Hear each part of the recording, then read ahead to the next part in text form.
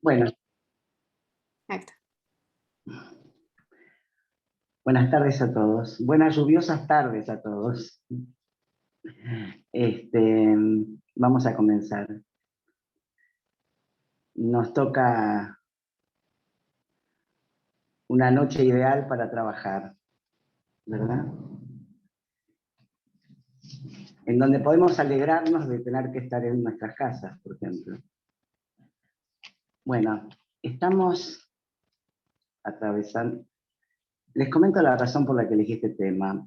Obviamente la primera razón es mi gusto personal, ¿no? Mi interés personal. La otra razón es porque estamos atravesando una época muy singular, desde todo punto de vista.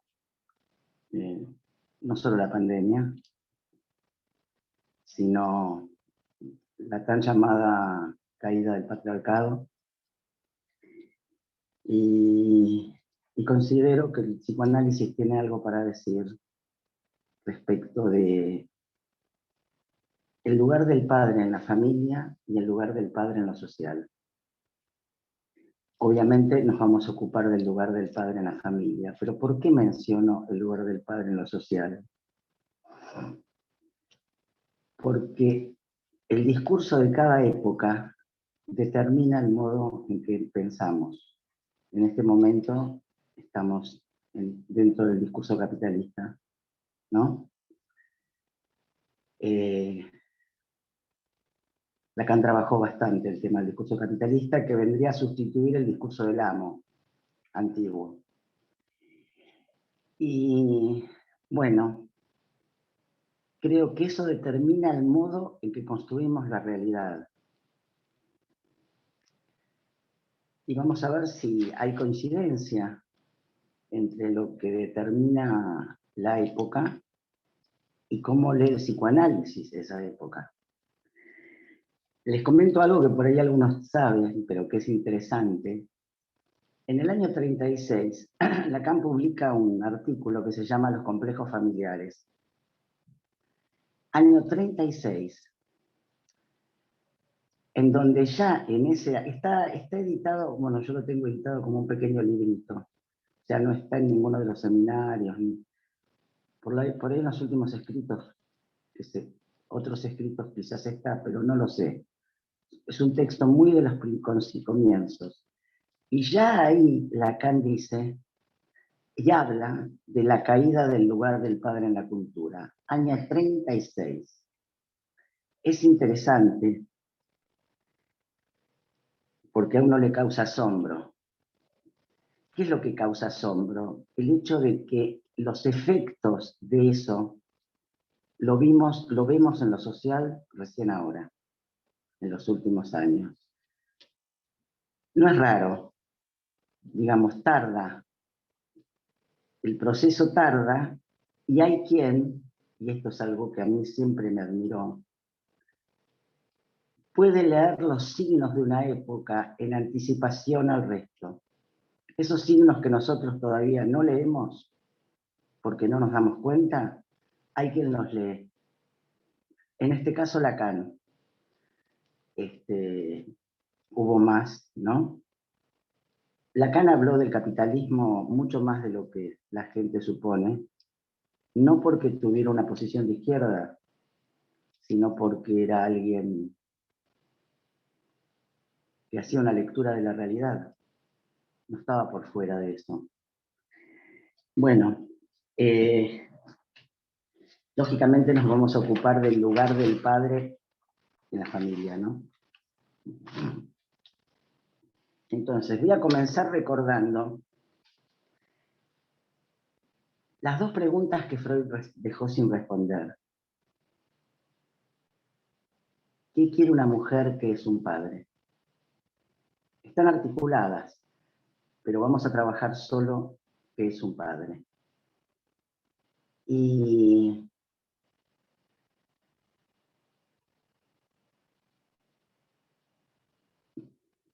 voy a comenzar llamativamente, no es lo habitual, respondiendo a esa pregunta, ¿sí? es el modo en que yo entiendo ese que es un padre.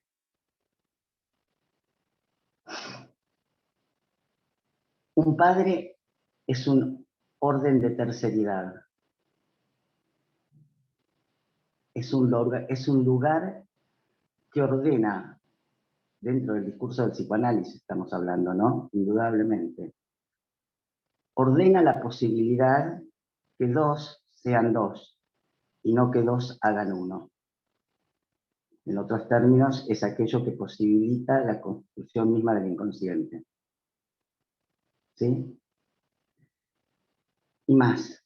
Pero en principio, creo que lo que afirmo, y supongo no tener que retractarme de esto que digo, que un padre es un orden tercero. Y plantear que un padre es un orden tercero, esto lo voy a dejar como pregunta porque yo tampoco tengo la respuesta.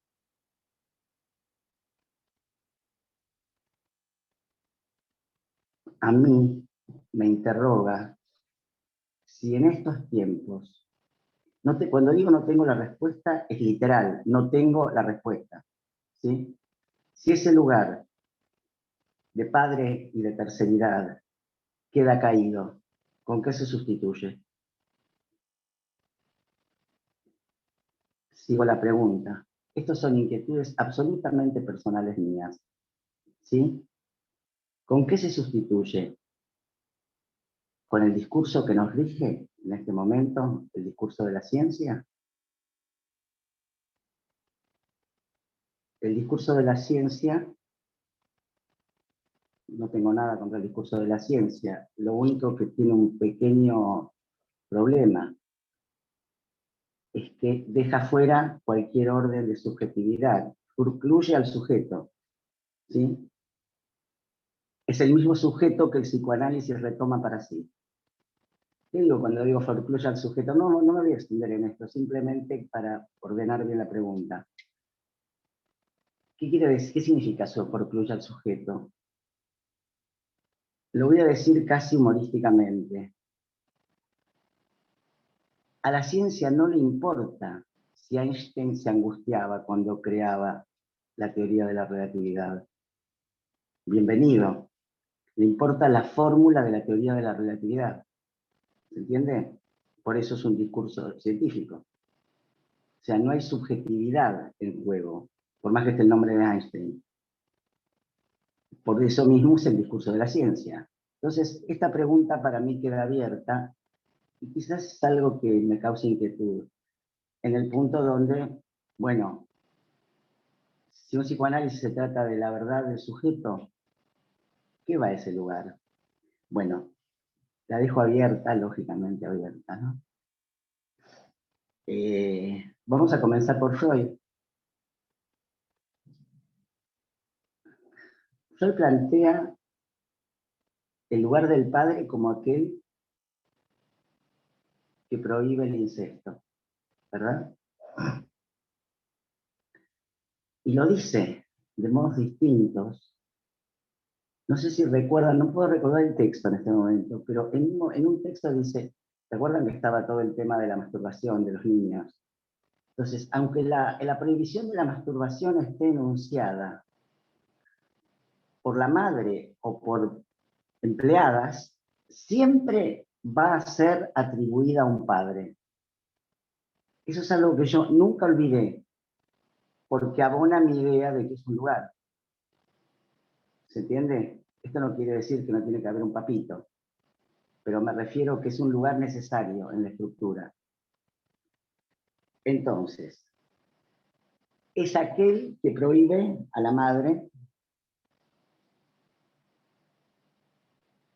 y prohíbe al niño, esa mujer que es la elegida por el padre. Marco lo de prohíbe porque no hay modo de pensar nada relativo al deseo en psicoanálisis sin un orden de ley. Y esa ley está transmitida por el padre. ¿Sí?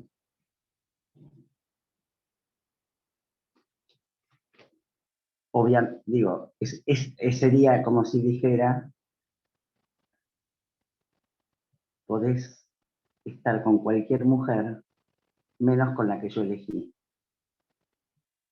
la que es causa de mi deseo. Entonces funciona algo, ¿sí?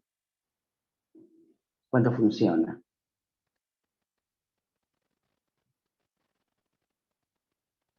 ¿Recuerdan que en la organización genital infantil todavía Freud sitúa la cuestión de el pene y el falo, como el hombre es el que lo tiene, la mujer es la que lo desea? Por lo tanto, podemos definir a una madre como mujer que desea falo, ¿sí? A una madre, no a una mujer. Y lo remarco una y mil veces, porque realmente, ¿qué es una mujer? Está por responderse. Bueno, entonces, Freud sostiene la prohibición del incesto de un mito, el mito de Edipo. Perdón, de dos mitos, ¿no? El mito de Edipo y el único mito creado en la modernidad, que lo creó Freud, es Tótem y Tabú. No voy a trabajar en este momento Tótem y Tabú. La segunda clase trabajaremos cuando articulemos la lógica del no todo, el lugar de la excepción, pero sí el tema del mito de Edipo. El mito de Edipo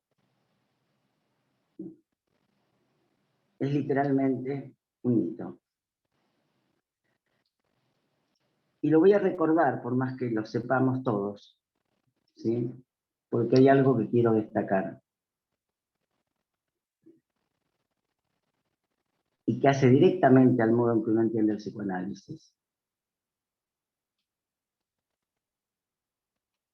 Edipo, recuerdan que había sido entregado a los campesinos, etc. Realmente mata al padre en el cruce de caminos y en Tebas se acuesta con Yocasta sin saber que era su madre. Bueno, lo que quiero destacar es el sin saberlo. Lo digo sobre todo porque Lacan mucho más adelante va a nombrar el inconsciente como saber no sabido. ¿Sí? Entonces, él se acuesta con la madre y mata al padre sin saberlo, y es literal, porque es tal cual así en el mito. Y sin embargo, ¿qué pasa? Y esto sí hace directamente a la clínica del psicoanálisis y la concepción y la ética y la concepción de la ética que tiene el psicoanálisis. Digo ética y no moral. ¿Sí? La ética es la ética del deseo. No es el bien y el mal, el bien. Eso es otro tema.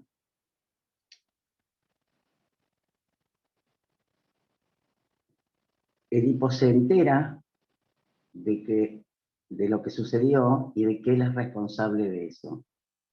Ahora bien, ¿qué hace un neurótico con eso? Y yo no sabía. ¿Por qué no me dijeron? A mí nadie me dijo. ¿Reconocen eso? Porque entonces es el padre, la madre, el tío y el abuelito los responsables de sus actos. No es lo que hace Edipo. Edipo, sin haberlo sabido, se arranca los ojos. O sea, se hace responsable de su acto. Porque reconoce no es un deseo propio.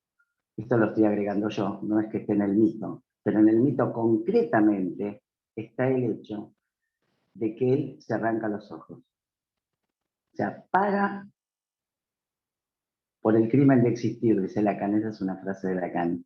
Es decir, de la existencia como sujeto, paga por la posición que él tomó respecto de su propio acto. Si esto funcionara así en estos tiempos, bastante menos problemas tendríamos. En realidad tampoco tendríamos psicoanálisis, ¿no? El psicoanálisis es hijo del discurso del capitalismo, no lo hubiera podido existir. Pero bueno, no quiero meterme ahí. Entonces, a la vez, en la interpretación de los sueños, En una llamada pequeña, Freud dice, nombra a Hamlet como el Edipo de la modernidad. ¿Sí? Y acá en el seminario 6 lo va a retomar y va a trabajar muchísimo a Hamlet. ¿Qué significa el Edipo de la modernidad? El neurótico de nuestros tiempos. Perdón, de los tiempos de Freud. Si es neurótico, puede ser también de nuestros tiempos. Lo que pasa es que en estos tiempos estamos, bueno, en tiempos complicados respecto a la constitución del inconsciente, porque hay una promoción de lo yoico y un rechazo del valor de la palabra. ¿Sí? Pero digamos, el neurótico, ¿qué hace? Vamos a recordar Hamlet, que supongo que también lo tienen presente. ¿Qué hace Hamlet? Hamlet, a diferencia de Edipo, sabe. ¿Qué significa que sabe? Él sabe perfectamente que el padre fue asesinado. ¿Por qué sabe que el padre fue asesinado? Recuerdan que comienza la obra con el encuentro con el fantasma, con el ghost, con el famoso ghost, que le cuenta que está en los infiernos, porque no tuvo tiempo de pedir perdón por sus pecados al ser asesinado, y fue asesinado por el tío de Hamlet, a su vez amante de la madre, ¿no? De Gertrudis, y le pide que venga su muerte. ¿Sí? ¿Y qué transcurre toda la obra? Lo voy a decir en modo muy poco académico y serio, y después lo vamos a trabajar un poco más seriamente. Toda la obra de Hamlet es como Hamlet se hace el boludo respecto del único acto que según él desea cometer, que es vengar al padre. ¿Sí? Cuando digo se hace el boludo, es bastante más complejo, porque apenas se sale de encontrarse con el ghost, se topa con Ofelia, que era la causa de su deseo y su amor, inmediatamente la rechaza. O sea, apenas termina de encontrarse con el padre, con el fantasma del padre, rechaza a Ofelia, que es la causa de su deseo. Y así va a los tumbos, encuentra a Claudio rezando y no lo mata pensando que, y no, por ahí pidió perdón por los deseos y va al cielo, ¿no? Va dilatando lo único que quiere hacer, el neurótico, pero además no reconoce, es como si no reconoce su propia posición respecto del deseo. ¿Por qué digo esto? Porque después muere Ofelia, y él desconoce la muerte de Ofelia hasta que en la dimensión de la imagen y del espejo se topa con Laertes, que es el hermano de Ofelia, está llorando en la tumba, y en ese es muy interesante porque él se rearma identificándose imaginariamente al rival, a Laertes como rival. Y de ahí va como un sonámbulo ¿a qué? A representar a Claudio en la pelea con Laertes, una lucha a muerte, obviamente, que Laertes iba a ganar. O sea, es alguien que sabe, y justamente porque sabe, no puede hacerse cargo no puede poner en función su deseo. ¿Qué significa que sabe? Es muy claro, si el psicoanálisis, si el inconsciente es un saber no sabido, que sabe quiere decir que sabe desde el yo. Él sabe lo que nadie tendría que haber sabido, porque cuando muere alguien no se le aparece el fantasma a contarle cómo lo mataron. Y además, y justamente, vemos otra escena donde le pide que cuide a la madre, ¿no? Entonces, hay una escena que es paradigmática. Por un lado hay acá está, en Hamlet está toda la dimensión del padre imaginario en toda su dimensión. Él habla con admiración de ese padre idealizado. Sin embargo, cuando va a encontrarse con su madre, con Gertrudis, y le pide, por favor, que deje de acostarse con Claudio, ¿no? Y se le aparece el padre y le dice, no le toques ni un pelo, ¿eh?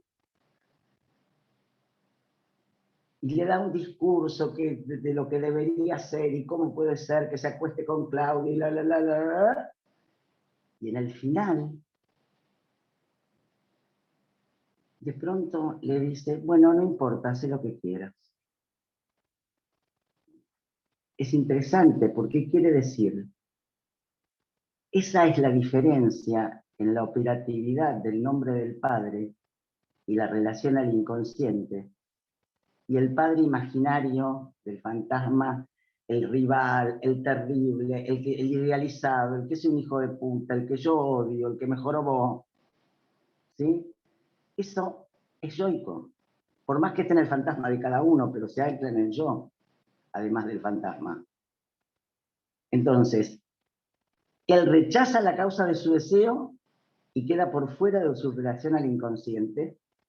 De hecho, si hablamos de lo que desea una madre falo, se ofrenda a la madre, después de pedirle que no se acueste con Claudio, dice, bueno, no importa, haz lo que quieras. O sea, cede de su propio deseo. Ese es el neurótico. El neurótico sabe, es el que te dice, soy como soy, como el tango, ¿viste? El que me quiera así, si no que se joda. ¿Verdad? Entonces, no es lo mismo Edipo, que es un héroe trágico. Hamlet también es un héroe trágico, pero es un héroe trágico de nuestros tiempos, donde ya está instalada la neurosis. Bueno, obviamente sabemos que no se trata de ningún modo en la prohibición de acostarse o no con la madre, ¿verdad? El padre es aquel que articula la amenaza. Entonces, ¿de qué se trata? Yo dije que Lacan trabajó muchísimo, casi hasta el final, de modos muy diversos, la cuestión del padre. Y se va alejando del mito, pero nunca deja de tenerlo en cuenta. Nunca deja de tenerlo en cuenta simplemente porque dice, si no tenemos en cuenta el mito de Edipo, todo el psicoanálisis es el sueño de Freud. No hay nada. ¿Sí? No es que él articula otro modo de leer el padre, que es lo que hace, pero deja el mito de Edipo. No, no deja ninguno de los dos, tampoco el Totem y Tabú, que vamos a ver la vez que viene. Lo articula de otro modo, que no es lo mismo. ¿Sí? Entonces, a la altura yo dije, ¿qué es una madre? Una mujer que desea falo. Simplemente, ¿no? Simplemente es su modo de decir.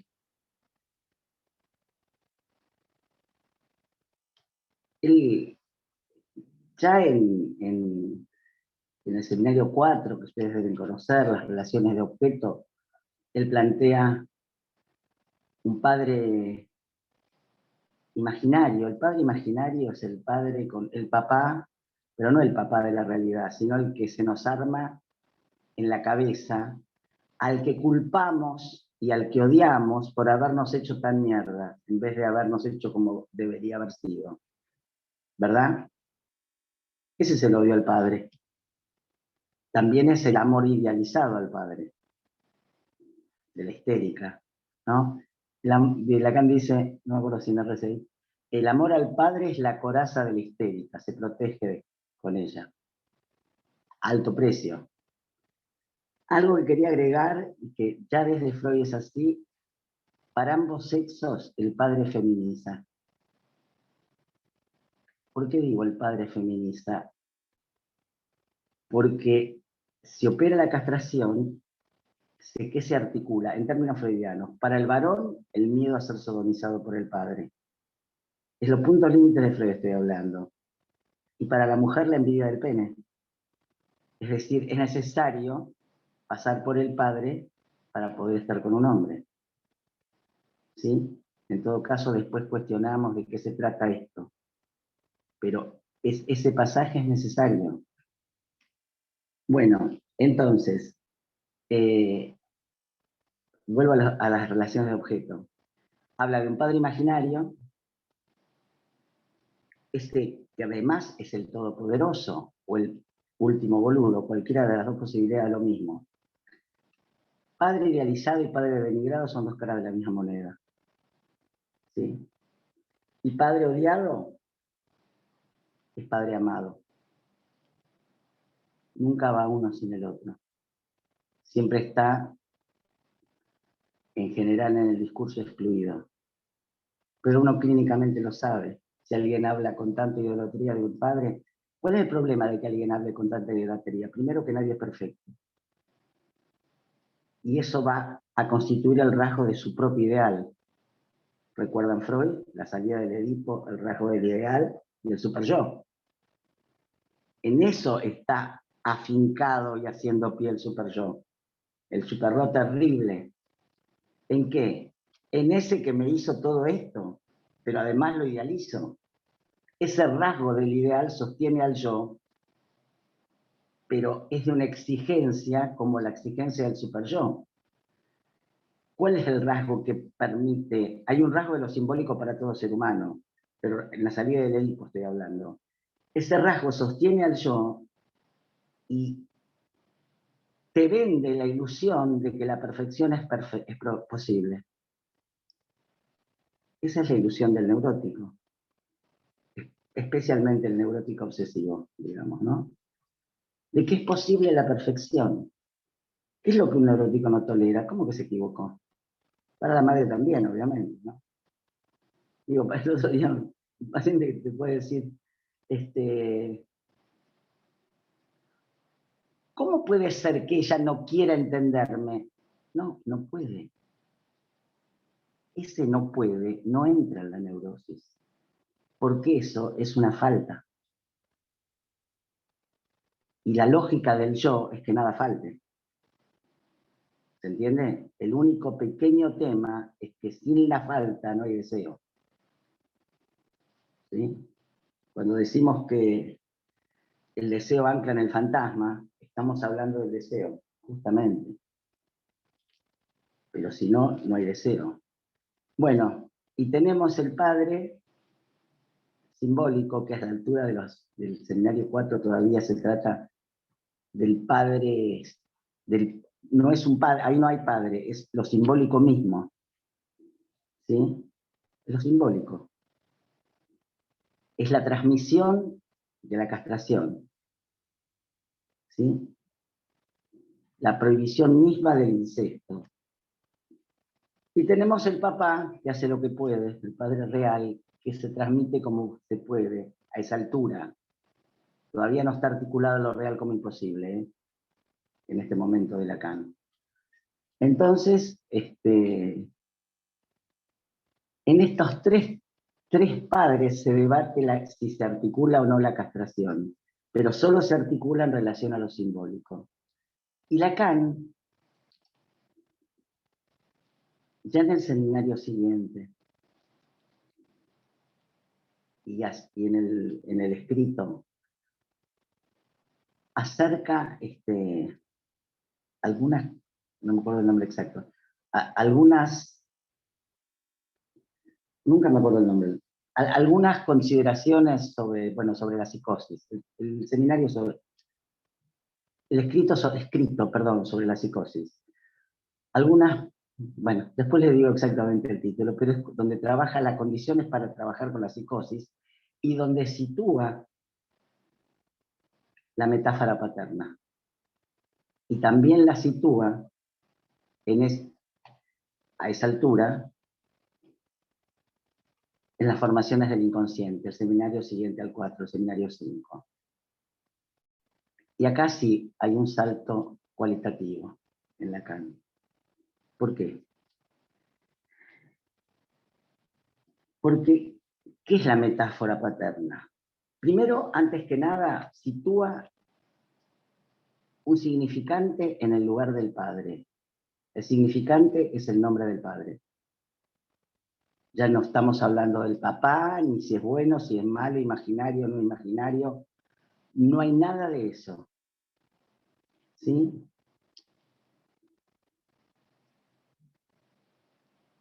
Y es de mucho interés para mí, y considero que es muy importante, si es posible, transmitir la distancia enorme que hay entre la persona del padre y esa función que se transmite, que es insignificante.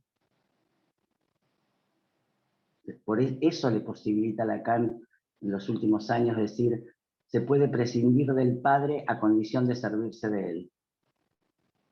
Prescindir de ese que uno ama, odia y todo lo demás, pero tomando lo que se transmite como posibilidad de relación al inconsciente y del deseo. Y eso ya corre por cuenta de cada uno, no de lo que le dieron y no le dieron. No, es como Edipo, sin saberlo uno es responsable. Entonces, vuelvo a la metáfora. La metáfora es eso, es una metáfora. ¿Qué es una metáfora? Una sustitución. Yo recuerdo, ¿qué quiere decir una sustitución? Se dice algo en lugar de otra cosa y se crea una significación nueva, ¿no? Supongo que les gusta García Lorca. Bueno, y si no les gusta, no hablamos más. No puede gustarle García Lorca a nadie.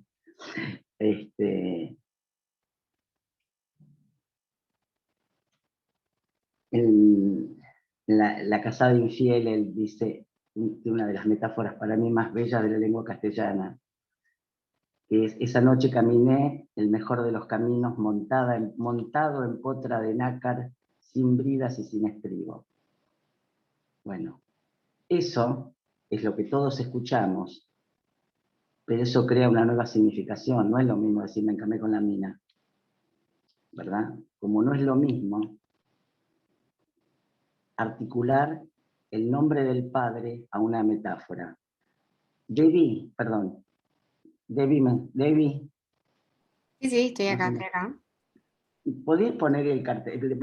Voy a poner la metáfora paterna para que Vale. la vean, por más que la conocen. Doy por sentado que la conocen. Ahí se ¿Ah? estaría viendo. Sí, perfecto. Gracias, Debbie. ¿Qué significa que la metáfora paterna es una sustitución? El nombre del padre es una proporción, ¿verdad? Sustituye lo que la madre desea. ¿De qué manera? Nombrándolo. O sea, en lugar, o sea, quedaría tachado deseo de la madre, ¿no? En lugar de la ofrenda, recuerdo que dije que madre es mujer que desea falo. En lugar de la ofrenda de todo niño, todo él como falo de la madre, eso pasa a la represión y simplemente es nombrado. Falo. Por eso, significado al sujeto, recién ahora podemos hablar de sujeto, porque eso constituye el inconsciente mismo. Significado al sujeto quiere decir que es nombre del padre a sobre falo. El otro barra falo, es decir, el otro castrado. Porque eso pasa a la represión. Y eso inaugura la cadena significante. Gracias, Debbie, lo podés sacar si querés.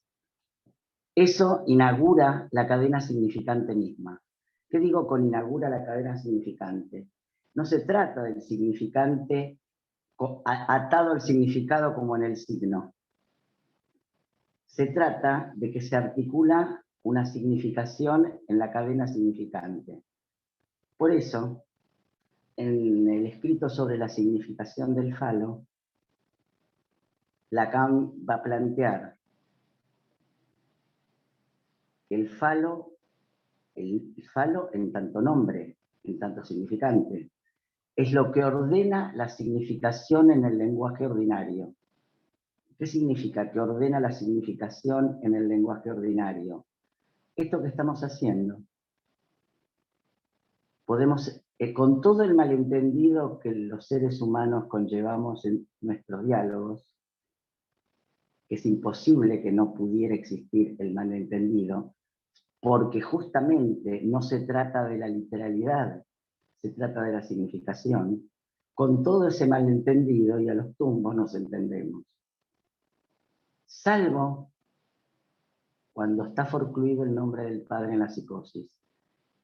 No quiere decir que en la psicosis alguien no pueda entenderse con otros, pero en momentos de brote puede crear silogismos que no podrían ser significados, por ejemplo.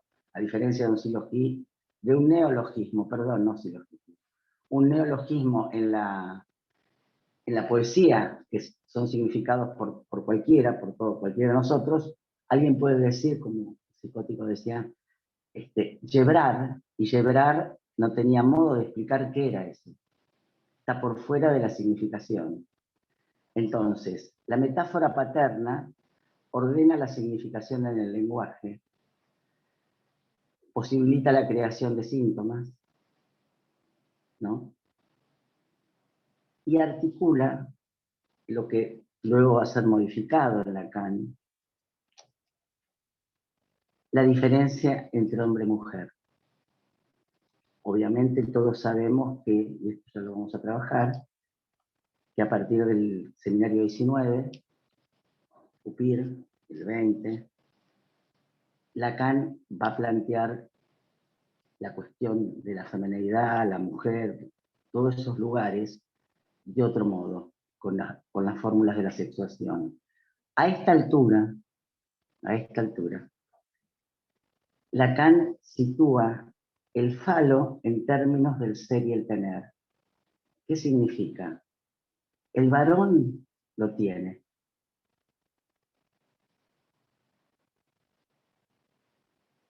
Eso lo sitúa por ahí en un lugar medio de impostura, de creérsela. Lo dice Lacan en la significación del falo, ¿eh? No estoy haciendo una crítica feminista a los varones. ¿Sí? Y para la mujer lo es. ¿Qué significa? En tanto no lo tiene, bajo el modo de la mascarada, se sitúa como siéndolo. Eso es ni más ni menos que todos los juegos de seducción que cualquiera conoce. Todo juego de seducción está fundado en ese juego donde la mujer se postula siendo el falo. Esto luego va a ser abandonado. No del todo, porque la función fálica, bueno, no quiero meterme en eso. Entonces, este modo de situar al padre simplemente como significante articula la relación al inconsciente y posibilita que se constituya, obviamente, el deseo, el fantasma, y que igual padezcamos de neurosis, en el sentido de que uno se pasa la vida reprochándole lo que no le dieron cuando lo único que hay son sus propios pasos, los que hacen, los propios. No hay más nada. Pero obviamente el fantasma comanda y el deseo, en tanto deseo del otro, está anclado en el fantasma. ¿Qué es lo que un padre, qué es lo único que tenemos de un padre? No son los pecados del padre, los errores, que son los que cargamos sobre nosotros, alegremente, sufrientemente, como el hombre de las ratas que quería un imposible, pagar la deuda del padre. Las deudas simbólicas no se paga para atrás, eso es un imposible. ¿Cuál es el único modo donde se puede pagar la deuda simbólica? en una apuesta propia al deseo. No se paga para atrás. Eso es lo que el neurótico todo el tiempo hace, queriendo un imposible por no apostar a lo propio, a lo único que hay.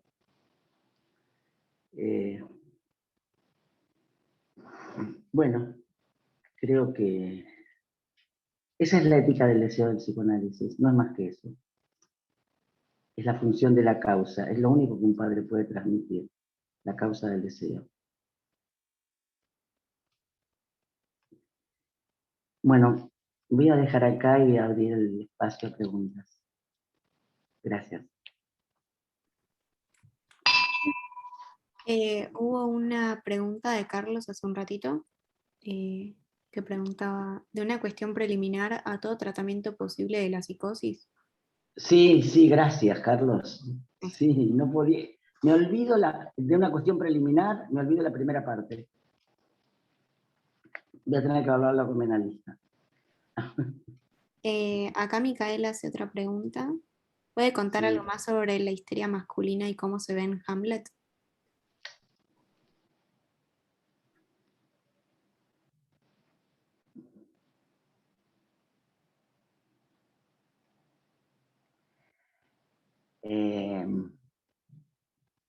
Bueno, voy contestando una por una, salvo que haya otra pregunta que esté cercana a esta. No, ¿Hay? por escrito no, pero si alguien quiere activar el micrófono, igualmente se puede, ya que vos no estás leyendo el chat. Sí, lo veo acá. Ah, listo, perfecto. Pensé que no lo tenías abierto. Hamlet no es solo un histérico. Hamlet es, según el recorte que se haga, Hamlet es un caso clínico, como dice Lacan. Hamlet no es un histérico, es un obsesivo, un loco, un histérico. ¿Sí? El juego de rivalidad con Laert es una posición histérica. El Hamlet además es el que se hace el loco, literalmente se hace el loco, ¿no? Lacan dice, se hace el loco porque es muy débil. Es interesante porque él da vueltas, desconoce la muerte de Ofelia, de su gran amor, pero cuando está en riesgo su vida, no habla al final, cuando va como un sonámbulo a la muerte ya, sino cuando lo mandan a Inglaterra y Rosencrantz y Guildenstern tenían la indicación de Claudio de matarlo, y él se da cuenta y rápidamente cambia los papeles y terminan muertos ellos. O sea, es un neurótico por donde lo miren. No sé si respondí. Quizás la persona que preguntó eso tiene algo para decir, me encantaría. ¿Cómo se llamaba? Micaela, no sé si está. Micaela, ¿Hablaron? no sé dónde estamos. Perdón, no, estaba tratando de activar el audio. No, porque he visto que ponían en algún artículo, en varios artículos, me suena a Hamlet Sí. como ejemplo de histeria masculina, o que lo tomaban, hacían algún recorte por ese lado. Por ahí me equivoqué, por ahí recuerdo mal. Me pareció No, que lo usted que dijo pasa es algo. que no te ubico, te estaba buscando, pero no te tengo. No importa, Micaela, te escucho igual. No es solo histeria, no es histeria masculina. Es histeria, es neurosis obsesiva, está dicho claramente por Lacan en el seminario 6. Es loco en el sentido no psicótico, es la locura del yo, de hacerse el loquito, ¿no? Claro. Queda claro. Sí, por ahí era una pregunta desde el desconocimiento. Tenía esa idea. No, O sea, puede ¿qué ser podía leído tener de histeria por ahí? el rechazo, pero eso puede ser leído desde dos lados también. El rechazo a Ofelia puede ser leído desde la histeria, de rechazar su deseo, pero también desde la neurosis obsesiva. Capaz que el artículo lo recortaba como histeria y no era tan así, o sea, se quedó en eso. no me acuerdo bien. No era dónde. solo histeria, es un histérico, un obsesivo, un loco, porque Lacan remarca, es un caso clínico, no es una persona, es Más un personaje complejo. de ficción. Es genial, digo que vale la pena, es una obra maravillosa. Gracias. Sí. No, por favor.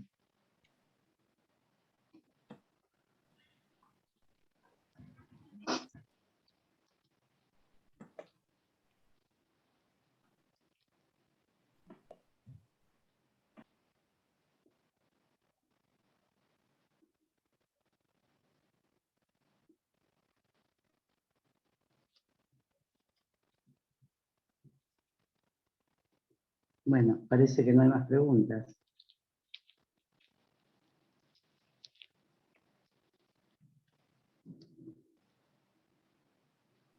Ahí llegaron un Carlos, par de preguntas por el chat, sí. era que se me fue, la podés leer en voz alta, Debbie, porque yo no la tengo acá ahora. La leí, pero no la tengo. Dale. Ana, ¿cómo pensar en la época del discurso capitalista relacionándolo al padre? Estas subjetividades que irrumpieron en la escena pública con la pandemia, esgrimiendo todo tipo de ideas entre paranoicas y delirantes. Si no lo pensamos dentro de la estructura psicótica. Sí, Carlos, ¿me No, activa el micrófono igual? no, Carlos sí. No, gracias por la pregunta. No, lo que no es psicótico, justamente, es loco, que no es lo mismo. Primero, espera, vamos por partes.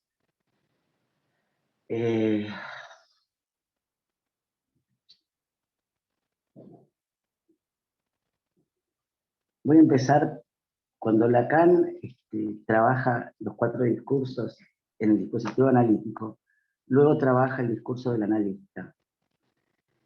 Y lo que plantea ahí es que el discurso capitalista, no el discurso del analista, perdón, como sustitución del discurso amo. Y lo que en ese matema del discurso capitalista plantea es que el capitalismo rechaza el amor. Dice literalmente, el capitalismo es el rechazo del amor porque no hay posibilidad de que haya, por el matema, como está conformado, de que haya relación entre un ser humano y otro, entre alguien y su semejante. ¿Sí? Empecemos por el rechazo del amor.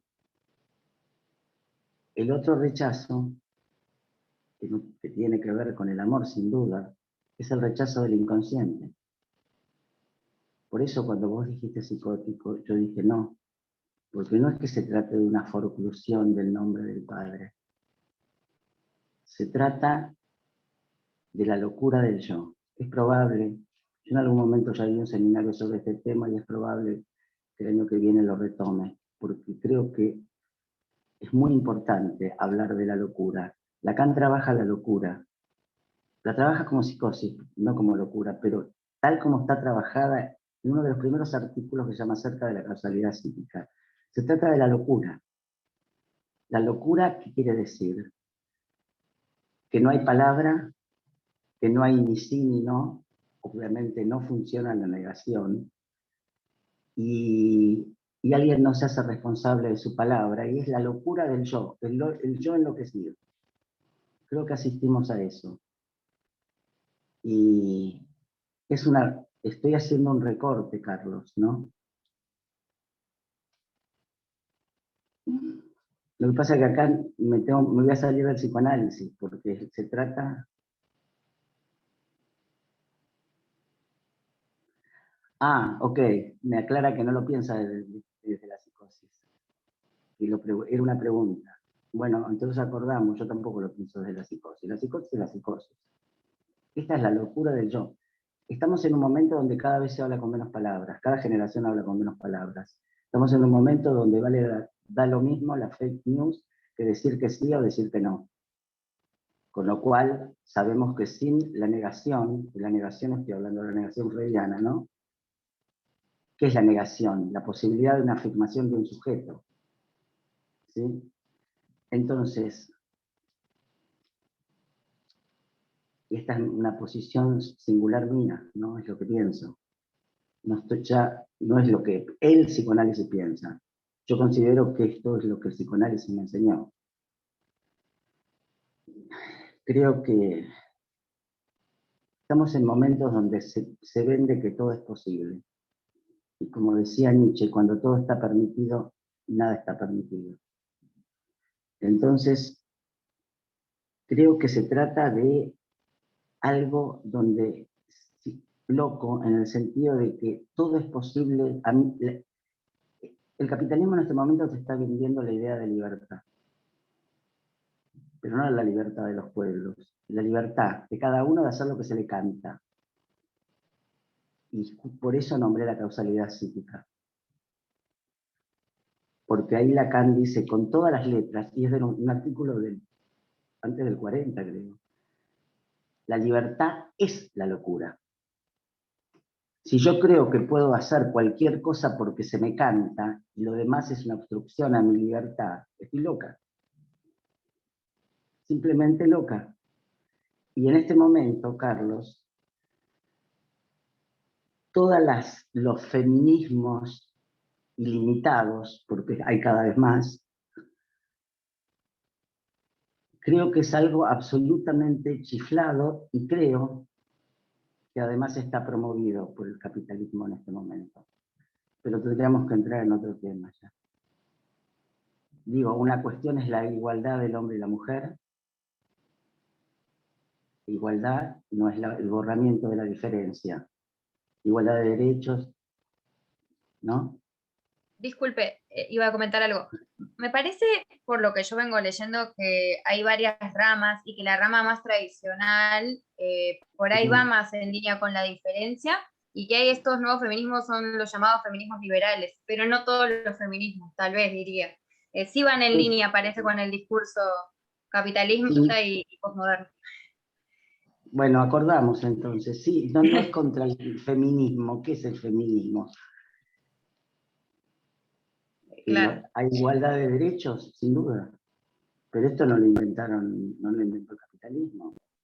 El primer lugar donde, perdón, no estoy haciendo la propaganda, ahora McCarthy me va a meter presa porque estoy haciendo propaganda comunista. McCarthy digo, ¿no? De Estados Unidos, el que murió ya, bueno, no importa.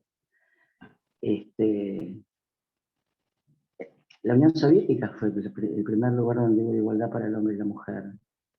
Ustedes no lo recuerdan, pero yo sí. La primera astronauta fue mujer en Rusia.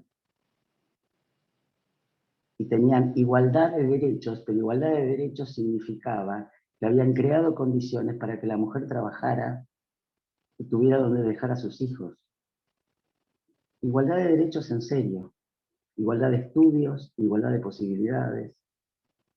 Estaba dentro de las reivindicaciones del derecho a la igualdad, ¿no? No solo para el proletariado.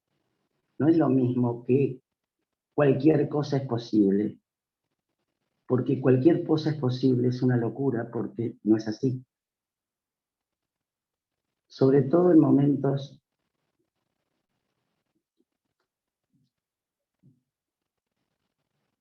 donde se plantea que sobra mucha gente en el mundo. Entonces, no es de extrañar que se promueva feminidades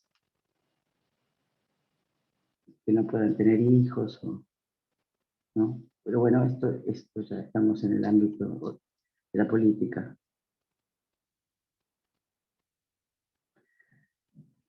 Sí, Jorge Alemán considera que el lazo entre la libertad y el odio es algo que el capitalismo logró. De acuerdo totalmente, pero es mucho más. Ha logrado que los pobres voten en contra de sí mismos. Pero chicos, acá volvamos al tema porque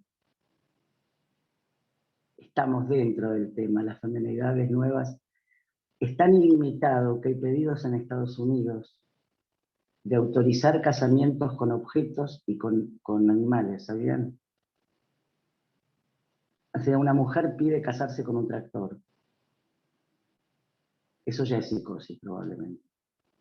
Otra, casarse con un animal, porque está enamorada del animal. Entonces, todo lo que es Es la propaganda de Nike, era impossible is nothing, no hay nada imposible. Bueno, si no hay imposible, no hay nada. Lo triste no es que lo pidan, sino que sobresalga eso y que parezca normal, ¿no? Exactamente. Que lo publiciten, como que es un país donde te podés casar con un tractor si querés. No, todavía no lo autorizaron. Pensaba. Pero lo piden, lo piden. Entonces Es una forma de empezar a hacer la propaganda para que se pida eso. Es como, no, es naturalizar la locura. Creo que casarse con un tractor es psicosis, probablemente. Es más que eso. Por eso considero, y acá voy a terminar, si no hay más preguntas,